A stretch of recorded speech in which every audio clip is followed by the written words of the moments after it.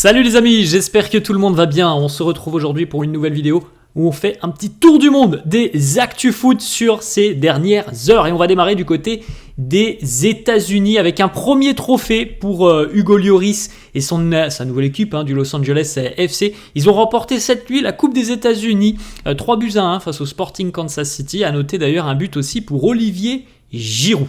On poursuit les amis avec une petite déclaration de Luis Enrique, l'entraîneur du Paris Saint-Germain, qui nous dit si seulement l'équipe avec le meilleur joueur du monde gagnait des titres, le PSG aurait déjà 8 Ligues des Champions et il n'en a aucune. Il a dit aussi qu'il ne serait pas venu à Paris pour entraîner Messi, Neymar et Mbappé. Vous pouvez jeter un petit coup d'œil, les amis, le tirage au sort des huitièmes de finale de la Carabao Cup, donc l'équivalent de la Coupe de la Ligue anglaise. On aura notamment un super duel entre Tottenham et Manchester City. Voilà, vous pouvez faire un petit arrêt sur image si ça vous intéresse de retrouver tout ça. Manchester United affrontera Leicester aussi par exemple. Chelsea affrontera soit Wimbledon, soit Newcastle, et Arsenal se déplacera chez une équipe de Championship à Preston. On poursuit du côté de Brest en Ligue 1. Éric Roy écope de 3 matchs de suspension ferme pour son carton rouge reçu face au Toulouse Football Club. Donc voilà, 3 matchs sans bande touche pour l'entraîneur Éric Roy. Nice hier démarrait sa campagne d'Europa League. Les Aiglons ont globalement dominé la rencontre face à la Real Sociedad, mais au final ça se termine sur un score de 1-1. C'est Rosario qui a égalisé. Bon, l'OGC Nice a d'ailleurs raté un penalty, c'est dommage. C'est Barrenechea qui avait ouvert le score pour la Real Sociedad. Du côté de la Liga, le Barça continue son sans faute. 7 sur 7 pour les Catalans avec une victoire 1-0 hier face à Retafe grâce à Robert Lewandowski. 7 matchs, 7 victoires, 21 points pris par les Catalans depuis le début de saison. Le début de saison avec Hansi Flick est parfait. On va du côté de l'Angleterre. Hier, Manchester United démarrait aussi sa campagne en Europa League. Une contre-performance pour les Red Devils à Old Trafford. Erik ten Hag affrontait une équipe qu'il apprécie énormément aux Pays-Bas. Le club de Twente, ça s'est terminé sur un score de 1-1. Eriksen et Lammers sont les buteurs. On va du côté de l'Olympique de Marseille. Je ne peux pas vous montrer toutes les vidéos, les amis.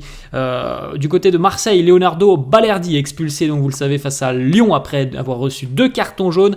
Balerdi écope d'un match de suspension ferme. Son deuxième jaune n'a pas été annulé par la Ligue de football professionnel. Du côté des supporters de l'OM, les zones MTP, Marseille trop puissant, et le CU84, le collectif Ultra, sont suspendus un match ferme après le match face à Nice et l'utilisation d'engins pyrotechniques. On va du côté de l'Angleterre. Raheem Sterling a marqué son premier but hier avec les Gunners d'Arsenal.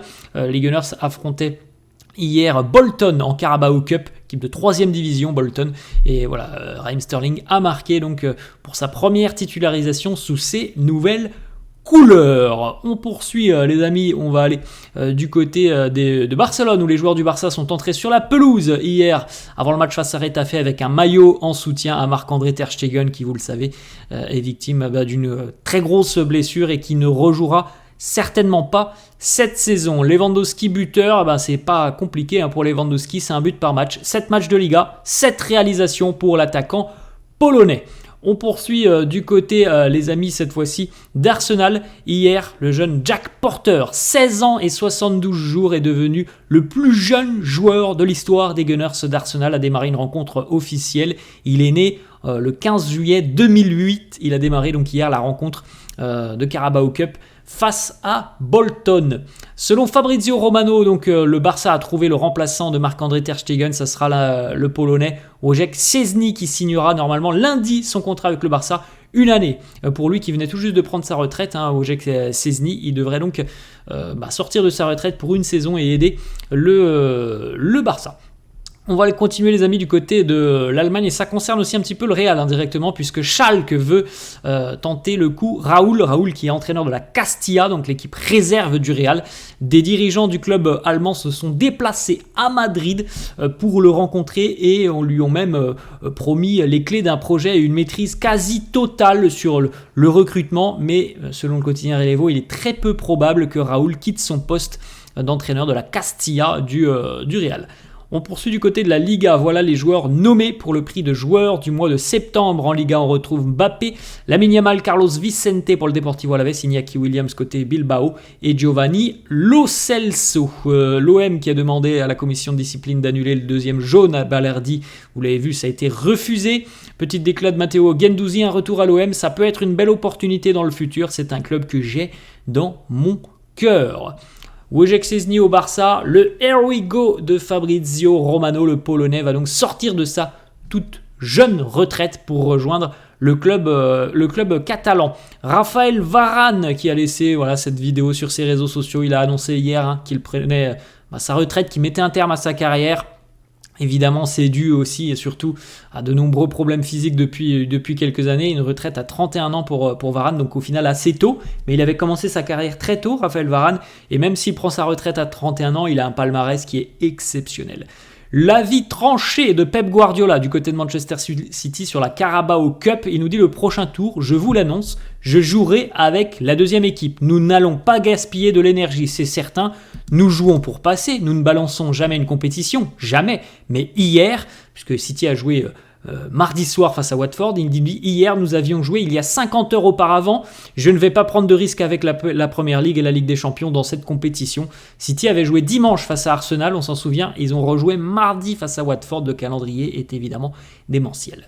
Selon le quotidien Sport, Wojciech Szczęsny doit rendre 2 millions d'euros à la Juventus s'il signe au Barça, il avait perçu 6 millions pour rompre son contrat cet été. Kylian Mbappé est blessé, voilà les matchs qu'il va rater avec le Real. Il va rater donc un match déjà très important ce week-end face à l'Atlético, le derby.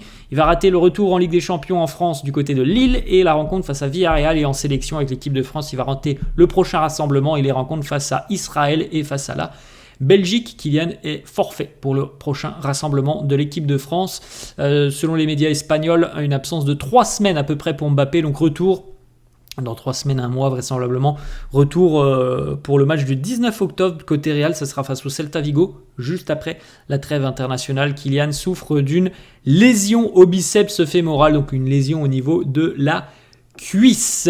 Une petite information, donc Kylian Mbappé souhaite absolument tout de même tout faire pour être disponible face à l'Atlético Madrid, donc ça c'était avant évidemment que la blessure soit annoncée par le Real, donc normalement il n'y aura pas de surprise, hein. Il ne jouera pas, hein, Mbappé, il sera bel et bien absent 3 semaines, 1 mois. Voilà le petit message de Raphaël Varane à Sergio Ramos, et le message surtout de Ramos à Varane. Il nous dit tant de souvenirs, tant de batailles ensemble, tant de bons moments sur le terrain, nous avons eu une entente naturelle l'un avec l'autre. Profite de cette nouvelle phase de ta vie, Rafa, tout le meilleur mon ami, à bientôt. On enchaîne les amis aussi avec la story de Karim Benzema pour Raphaël Varane. Karim qui lui a laissé ce petit message fumier de outstanding, bravo. On va les amis du côté de l'Espagne et de Manchester City, c'est officiel, Rodri souffre donc d'une blessure ligamentaire au genou droit. L'étendue de l'indisponibilité du joueur n'a pas été communiquée encore par Manchester City. Alors on se doute que ça sera quelques mois d'absence pour Rodri, mais peut-être qu'un retour en fin de saison est envisageable pour le milieu espagnol. Raphaël Varane, la déclaration de Raphaël Varane la longue déclaration sur sa fin de carrière, il nous dit: j'ai relevé de nombreux défis au cours de ma carrière, je me suis élevé à l'occasion, presque tout cela était censé être impossible, des émotions incroyables, des moments spéciaux, des souvenirs qui dureront toute ma vie. Voilà, vous pouvez retrouver ce long message, c'est assez émouvant, et on se doute évidemment qu'il avait envie, lui, de continuer, mais que son corps ne lui permet pas de continuer. Raphaël Varane, c'est 480 matchs, 93 sélections en équipe de France, 21 buts, 22 titres, la majorité avec le Real, dont une Coupe du Monde, il est champion du monde, 4 Ligues des Champions avec le Real. Voilà, c'est terminé pour Rafa Varane. On le remercie évidemment parce que c'est un très bon joueur, Rafa Varane. Il nous a fait vivre beaucoup d'émotions. En équipe de France notamment, ce titre de champion du monde 2018, hein, on s'en souvient et on s'en souviendra toute notre vie. En raison de nouvelles mesures voulues par l'UEFA, les dirigeants de l'OGC Nice n'ont plus le droit d'avoir de relations directes avec les responsables d'Ineos, propriétaires du club. Sans ça, le club ne pourra pas jouer en Europa League comme Manchester United, dont Ineos est également propriétaire. Donc normalement il n'y aura plus trop d'échanges entre l'OGC Nice et le propriétaire, pardon, à savoir le groupe Ineos. On va tenter de retrouver, les amis, où on en était. On en était peut-être pas très loin. Je pense que voilà, ça devrait arriver par là. Voilà, du côté de l'OGC Nice. Kylian Mbappé, on en a parlé. La blessure pour Mbappé, il a ressenti une gêne à la cuisse gauche. C'était face au Deportivo Alavés. Du côté du Real, le Real, donc après sa victoire face au Deportivo Alavés, est invaincu depuis 39 matchs en Liga. La dernière équipe à avoir battu le Real en Liga, et d'ailleurs la dernière équipe à avoir battu le Real sur l'année écoulée, c'est l'Atlético. Prochain match dimanche pour le Real, le déplacement du côté du Metropolitano face aux Colchoneros de Diego Simeone. C'était aussi la 300e de Carlo Ancelotti sur le banc du Real. Il a un pourcentage de victoire de 72%, ce qui est assez exceptionnel dans l'histoire des entraîneurs du Real. Voilà les amis, la fin de cette vidéo. J'espère que ça vous a plu. N'hésitez pas comme d'hab à lâcher un petit pouce bleu. N'hésitez pas non plus, si ça vous intéresse, si la chaîne vous plaît, à vous abonner à la chaîne. Je vous souhaite une bonne journée et je vous dis à la prochaine. Ciao.